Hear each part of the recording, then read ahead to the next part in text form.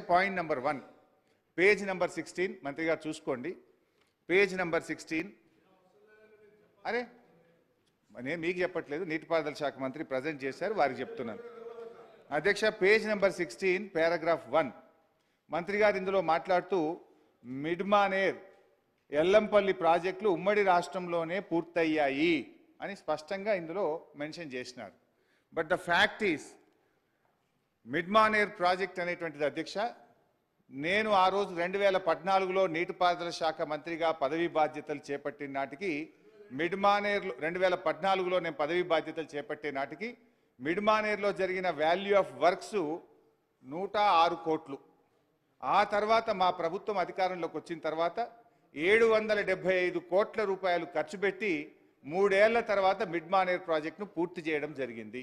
అంటే ఇంత పచ్చిగా సత్యదూరమైనటువంటి విషయాలను మా ప్రభుత్వంలో పూర్తి చేశారని చెప్పారు. This is false number 1. ఇకపోతే అధ్యక్ష, రెండో విషయానికి వస్తే, ఇందాక నేను అదే ఛాలెంజ్ చేసిన, ఒకవేళ మిడ్మానేర్ కానీ మీ సమైక్య రాష్ట్రంలో మీ కాంగ్రెస్ పాలనలో పూర్తయి ఉంటే నేను ఎమ్మెల్యేగా రాజీనామా చేసి మళ్ళీ ఈ సభలో అడుగు పెట్టను అని కూడా ఛాలెంజ్ చేసిన నేను. సో అదే సందర్భంలో నేను మిమ్మల్ని మైక్ అడిగితే మీరు నాకు ఇవ్వలేదు. సో ఇంత పచ్చి అబద్ధాలు మాట్లాడకూడదు. Point number 1. పాయింట్ నెంబర్ 2, ఖర్చులు వర్సెస్ ఆయకట్టు. ఖర్చులు వర్సెస్ ఆయకట్టులో ఈ బుక్కులోనే 2 చోట్ల 2 రకాలుగా చెప్పినారు. అసలు విషయం ఇంకా వేరే ఉంది. బట్ ఈ బుక్కులోనే 2 చోట్ల 2 రకాలు చెప్పారు. పేజ్ నెంబర్ 8లో ఈ బుక్లో ఏం చెప్పారంటే,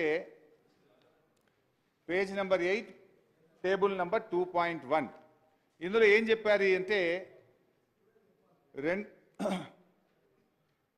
అప్ టు 1956 అంటే 2014కు ముందు మొత్తం కలిపి ఏం చెప్పారంటే 57,79,000 ఎకరాలకు నీళ్ళు ఇచ్చాము, ఖర్చు 54,234 కోట్లు ఖర్చు పెట్టాము అని ఈ పేజ్ నెంబర్ 8లో చెప్పారు. 54,234 కోట్లు ఖర్చు పెట్టి 57,79,000 ఎకరాలకు నీళ్ళు ఇచ్చామన్నారు. మరి ఇదే బుక్లో పేజ్ నెంబర్ 37 చూడండి. పేజ్ నెంబర్ 37లో ఏం చెప్పారంటే, పేజ్ నెంబర్ 37లో 1956-2014 వరకు ఉమ్మడి ఆంధ్రప్రదేశ్లో తెలంగాణ ప్రాంతంలో నీటిపారుదల ప్రాజెక్టులపై 54,234 కోట్లు ఖర్చు పెట్టి 41,76,000 ఎకరాలకు నీరు అందించాం.